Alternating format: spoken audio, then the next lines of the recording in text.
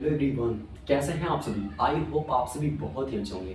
आज के इस लेक्चर्स में हम बेसिकली एक्सप्लेन करने वाले हैं पॉलिटेक्निक कोर्सेज के बारे में, यानी कि पॉलिटेक्निक कोर्स होता क्या है, इसे करने के लिए योग्यता क्या होनी चाहिए और मार्केट में इसकी क्या वैल्यू है। तो आज हम बेसिकली इन्हीं टॉपिक को एक्सप्लेन करेंगे। तो आइए एक्सप्लेन करते हैं। तो आज का जो हेडिंग है वो है कि पॉलिटेक्निक क्या है। तो पॉलिटेक्निक बेसिकली इंजीनियरिंग फील्ड से जुड़ी एक प्रकार का टेक्निकल कोर्सेज है, जिसके अंतर्गत हम सीखते हैं चीज़ों को डिजाइनिंग करना, जैसे कि सड़क का डिजाइनिंग करना, बिल्डिंग का डिजाइन करना, चीज़ों को बनाना, जैसे कि स्मार्टफोन्स ये कैसे बनता है, कैसे वर्क करता है, ये सब चीज़ों करना, रिपेयर करना, जैसे मोबाइल, टेलीफोन, इन सब चीज़ों को रिपेयर करना। उसके बाद वायरिंग, जैसे कि अनेक प्रकार का जो भी बिल्डिंग्स में जो कनेक्शंस होता है इलेक्ट्रिकल फील्ड से जुड़ी, उन सब चीज़ों को वायरिंग करना। तो ये बेसिकली एक प्रकार का टेक्निकल कोर्सेस है जो कि इंजीनियरिंग फील्ड से जुड़ी एक कोर्सेस है। अब ये समझते हैं कि इसमें कौन कौन से ऐसे कोर्स है जो कि टॉप कोर्सेस है, यानी कि जिसकी डिमांड ज़्यादा है मार्केट में। तो आइए एक्सप्लेन करते हैं। तो ये एक प्रकार का आपका डिप्लोमा कोर्सेस है। ये जितने भी कोर्सेस है जो भी नीचे दिया गया है, ये सब एक प्रकार का डिप्लोमा कोर्सेस है।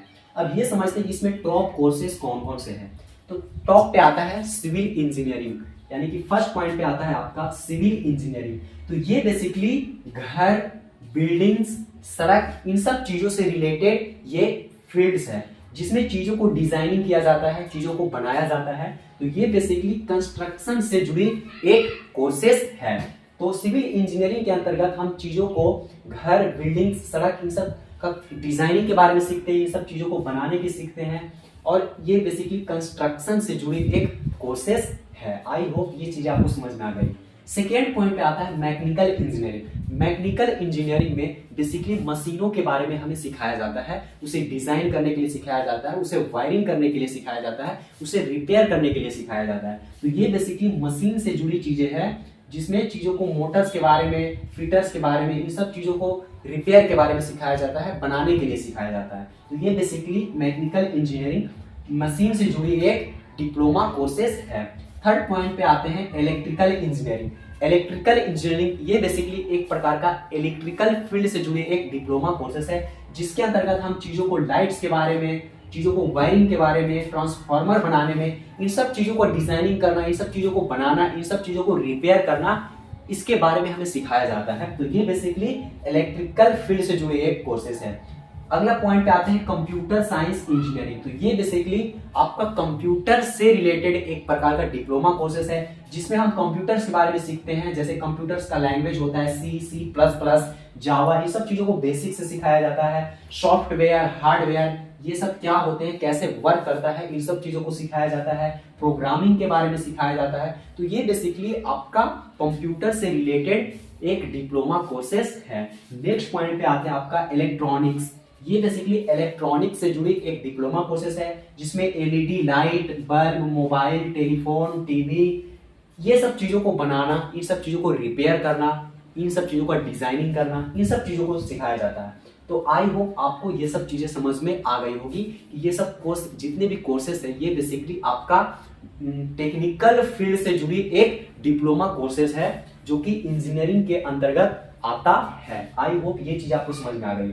अब ये समझते हैं कि इसे करने के लिए योग्यता क्या होनी चाहिए, यानी इसे कौन से लोग कर सकते हैं, योग्यता क्या होनी चाहिए। तो इसे करने के लिए आपके पास जो योग्यता है वो बेसिकली 10th पास होनी चाहिए, यानी मिनिमम आपका 10th पास होना चाहिए, तब ये सब कोर्स आप कर सकते हैं। और अगर आप 12th भी पास कर चुके हैं तो भी इन सब कोर्स को आप कर सकते हैं। तो ये इसे करने के लिए आपका 10th कंप्लीट होना चाहिए या फिर 12th कंप्लीट होना चाहिए। और ये एक प्रकार का आपका डिप्लोमा कोर्सेस है, और इसकी जो ड्यूरेशन होती है, यानी कि इसे करने में जो टाइम लगता है, वो बेसिकली 2 साल 3 साल इस प्रकार लगता है। ये डिपेंड करता है कि आप इन सब कोर्सेस में कौन सा कोर्स आप कर रहे हैं, तो ये उसके ऊपर डिपेंड करता है। तो इसे करने में आपका 2 साल टाइम लग सकता है, और कुछ कोर्सों में आपका 3 साल का भी टाइम लग सकता है। आई होप ये सब चीजें आपको समझ में आ गई होगी। अब ये समझते हैं कि इसे कंप्लीट करने के बाद मार्केट में क्या वैल्यू है, ये इसका क्या डिमांड है।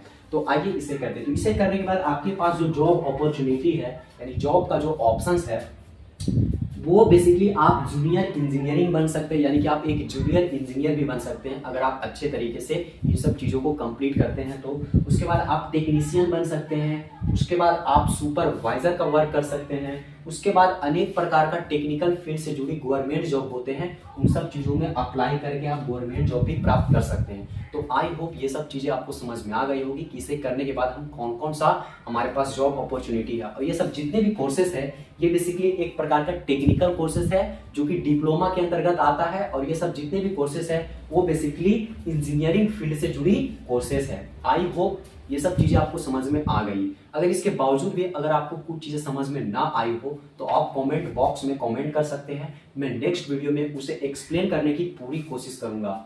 ऑल द बेस्ट, मिलते हैं।